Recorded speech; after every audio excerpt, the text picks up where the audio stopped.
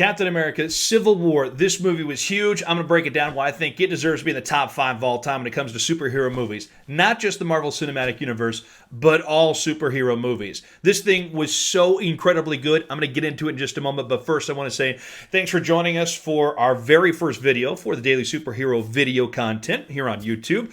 So Daniel Wolf, of course, creator, founder, and publisher of the Daily Superhero, the website. Now we're working together. I'll be bringing a live video, or not live, but I'll be bringing you video content for the next foreseeable future, I should say, at this point. So excited to be a part of this. Let's get into the movie because you don't need to know any more about that. Let's just go for the movie at this point. What a great experience. Just saw it over the weekend. It was huge. By the way, huge showing. I'm going to actually look up the number right now, but I believe it's $182 million that it grossed over the weekend. Opening weekend, that's domestic. 5th largest opening in history. So the thing was incredibly successful. So, of course, Disney's happy about that. Bottom line matters. The Marvel fans excited about that. Superhero fans excited because this was such a great experience because you've got the Avengers, basically a mini Avengers movie happening in front of our eyes. Almost all of them there. Of course, no Thor, no Hulk, but still, great plot line here because I'll tell you, and I'll get into it a little later, I don't think it should have worked, but it did. It totally worked. So I was excited to see this movie. As a matter of fact, I still even have my collector's cup. I bought the movie. Paid way too much for it. Brought it home because I love the movie that much. That tells you how much of a nerd I'm about this thing. So I already talked about how big the film was its opening weekend. Let's go to this too. Beyond just the movie, the trailers. I'm a trailer person. Huge nerd. I'm all about, just in case you don't know this because this is our first video, I'm a huge Star Wars fan. That's probably my biggest area of expertise. I'm more of a casual fan when it comes to comic book movies. I like the DC movies. I like the Marvel movies. But I am not the guy who's most knowledgeable when it comes to that. So the casual fans might enjoy these videos perhaps even more. And the hardcore fans, I got nothing but love for you. Great respect. You know the universe far better than I do. But I'm going to talk about some topics. Maybe you're along for the ride and maybe you enjoy it. And also, you can feel free to shoot some material out to me and educate me on these different things. But the trailers I enjoyed. Seeing Star Wars Rogue One on the big screen. Not just on my computer screen when I was waiting to see that it was coming out, but on the big screen. That was so cool to get that experience. Loved it. Can't wait for that movie. And a nice kind of teaser trailer for us at the Marvel movie. So, again, excited for that. Let's talk about the cast. Some people, for some reason, because they have to find some flaw somewhere with this, they didn't like that the cast was so large. It was basically, as I said before, a mini Avengers movie, just minus a few key characters for this. This was great. We didn't have to wait for the next Avengers movie to get the whole crew assembled because that was a part of the storyline of this thing. If you're complaining about there's too many characters involved in this movie, you gotta find better things to complain about because I think it's a pretty weak excuse to not like this movie. Yeah, there are a lot of characters, but the thing is, every few moments you're like, oh look, it's Ant-Man. Oh man, that's Spider-Man's here. We've heard coming into things, we knew that these characters were going to be here, but still at the same time, it's a lot of fun to just discover it as you're watching the movie and seeing everything break down for you. They had killer lines, man. This is such a well-written movie, and that's something that Marvel does exceptionally well. I'm going to say it, better than DC. There's far better one-liners involved in these movies. They're great. I love them. So it was cool to see, of course, when you're going through the cast, all these different people that they've got involved. Chris Evans returning as Captain America. Will we get see him in more movies? I don't know at this point. I remember reading a while back that he was thinking this might be it. We'll see what happens with that. But again, he plays Captain so well because he's that moral compass of the group. Chris Evans does it spot on. I hope to see more of him in the future. Of course, we know about the Winter Soldier. Those who are far more involved in the scene know that there's a bigger storyline coming up for the Winter Soldier, and we got to talk about how well Sebastian Stan plays that character. Just a great job. Return Robert Downey Jr. as Iron Man. This, dare I say, is perhaps the best storyline for Robert Downey Jr.'s character of Tony Stark, Iron Man, since the original movie. He's got all sorts of internal strife, and he's, of course, one of the best actors in the world. He plays it so well, but this is really something I think the fans really got to enjoy because this is one of the better storylines involving Tony Stark. So great job to everyone who got that going on. We saw the fan favorites that we've loved over the years since these movies started coming out. ScarJo coming back to play Black Widow. We've got Anthony Mackie, a fun guy to watch in his own right too. We've got Don Cheadle returning as War Machine, as Rhodes, Jeremy Renner. This guy, I'm telling you, he needs his own movie as well. He's got to get his own. I don't know what the deal is with Marvel. Let's go and get a Hawkeye movie because Jeremy Renner, we never get to see enough of this guy. I'm so glad that he came back for this movie as well. And the fact that he's playing along for these smaller parts shows that this is a character we love because we want to keep seeing him come back. Get him his own movie. I want a Hawkeye movie. Jeremy Renner kills it. Chadwick Boseman. This is an introduction of a character that's not quite as well known for those of us like myself who are more casual fans.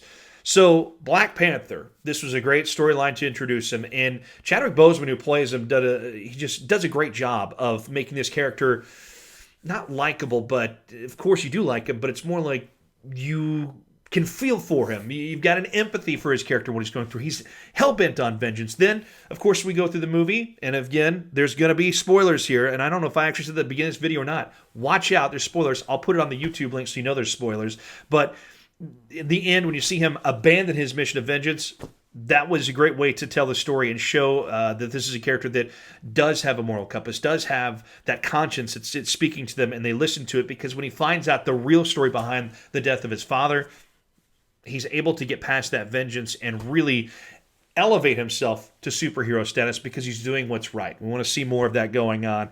Some of the lesser knowns, like Paul Bettany as Vision. This is a character, I'm going to admit it, Vision's not my favorite right now. Maybe there's more that happens. I mean, he does have an infinity stone on his forehead. He points to it, doesn't even know what it really is, and he wants to understand it. If he does understand it, what does that translate to? Again, I don't read the comics. I don't really know the comics as well as some of you might, so I don't know what happens next, if that's even been addressed. I'm clueless at this point, but that's what I'm talking about. Some of the others that I really enjoyed, Elizabeth Olsen. I'm enjoying the Scarlet Witch character. This is a really cool character. I can't wait to see where things go. It doesn't hurt that, she's rather attractive, just like ScarJo. We get that going on. And then Paul Rudd, seeing him get involved with this, it's fantastic. But I want to get to beyond the amazingness that is Paul Rudd and Ant-Man, because we've seen his own movie. Let's get to the big story here. Spidey's back. Spider-Man. This is the Spider-Man that I've been waiting for. I don't know about you as fans, but the other ones, I enjoyed them. They were great turns. Andrew Garfield, and then also you had, of course, the first one coming along with Tobey Maguire. I enjoyed those movies. The campiness with Raimi's Spider-Man, and then the ones that came out after that, they were all right. I enjoyed them. But this is the Spider-Man I have been waiting for. Spider-Man has been my favorite character. I actually did read the Spider-Man comics when I was a kid, little kid. I mean, like 3 years old, I was all about Spider-Man. Got to go see him at the mall one time. Sat in his lap. I got afraid, as little kids do when they see people in suits. But still, I was a fan anyway, even though I was scared. So this is the character I've been waiting for. The way they introduce this character, way better. Thank you to Sony for being willing to work with Disney and make Marvel get the chance to really bring this character along the way they saw them. It's Marvel. They created the character. Let them do it. The things they've done with Spider-Man have been as good as what I know Marvel can do. And this is the moment we've been waiting for as fans of Spider-Man. And the way that Tom Holland portrays this Spider-Man, kudos. This is it. This is exciting because that's what I want to see. So, again, very excited about that. Others that we saw, William Hurt playing Ross, and then also Martin Freeman, the great Martin Freeman. Let's just cross our fingers. There's more of William Hurt's Ross and Martin Freeman's Ross as these two different characters with the last name Ross. So be it. Let's see more of those characters come in the future because you know that they have a lot more to play out in those characters. So fingers crossed for that. I enjoy seeing Hope Davis and John Slattery. I was a big Madman fan, so excited to see those out there. Let's get to the big moments. Captain America finally getting down a little bit with Agent Carter 2.0. So this was cool. He finally gets the kiss. We know there's been heat building. So finally, I think this is a good moment. Granted, it's a romantic plot line there, but hey, it's a moment we've been waiting for, and finally, Captain's getting down. I was excited to see that. Now, beyond that, making this storyline work, the big fight scene, the one we've been waiting for, it shouldn't have worked. We shouldn't have seen these two groups, these two different factions of the Avengers going head to head. But it totally works. I didn't think they could make it happen. I really didn't. I was critical of it when I heard the storyline. And I know Civil War has been a plot line that's been talked about for quite a few years now. But the fact that they made this work is so impressive. And I actually bought it because they were pulling their punches at times. They didn't want to hurt each other because they've been friends. They shouldn't be fighting like this. But, remember when you were a kid and you kind of play fight with a friend of yours or whatever, and then one of you slaps the other just a little too hard or punches you a little too hard or something happens? I'm talking 5-year-old times here. Then the heat escalates. You get more bitter at that point. You actually get into it at that point. But then you're friends afterwards again, and everything's okay. It's kind of what happens with the Avengers. It's like a 5-year-old fight on the playground, except to a much higher and bigger degree, because Ant-Man gets huge and swings airplanes around and stuff. It was tremendous. I love this fight scene. The special effects were on point in this movie. Really good stuff. As technology increases and gets better, they're really making use of it. Nice job. Also, young Tony Stark, hello, was that not amazing? It looked like we were seeing Robert Downey Jr. from the 80s. It was incredible. Awesome job by the special effects team. This is the best Tony Stark storyline we've seen since the first movie for Iron Man. So incredible to see all that going on. Really great job by the writers. Marvel knows what it's doing, I think, better than DC at this point. I enjoy the DC movies. Yes, I saw Batman versus Superman, all that stuff. But the thing is, this movie and what Marvel does, they have a great vision for the future. They know how to do it really well. And again, it's Marvel.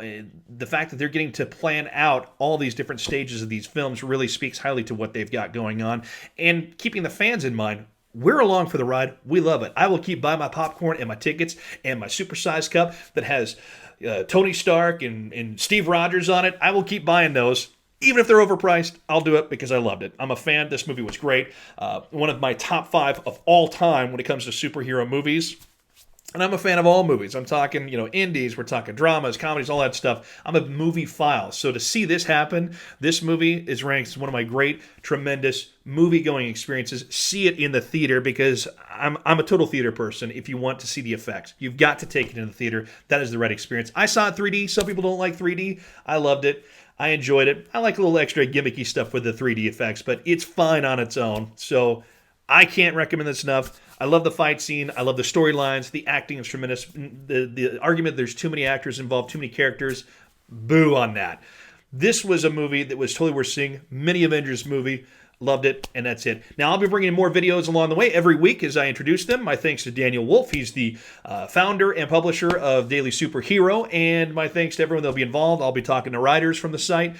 This does work independently of the site. However, we'll be marrying those worlds together and talking more in the future, and we'll also talk about some pretty fun subjects. If you like to, you can hit me up on Twitter. I'm probably going to create a new Twitter handle, just so you know, because I'm a TV news anchor, and I'm engaging in my inner nerdery at this point because I love talking about these types of things. So this is an outlet for me, but at Nate Custer, NateKuester is where you can find me on Twitter.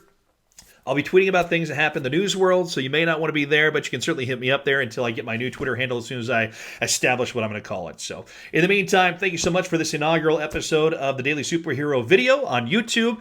Have a great day, and Team Cap, I loved it. It was great. Civil War, tremendous. Go see it in the theaters.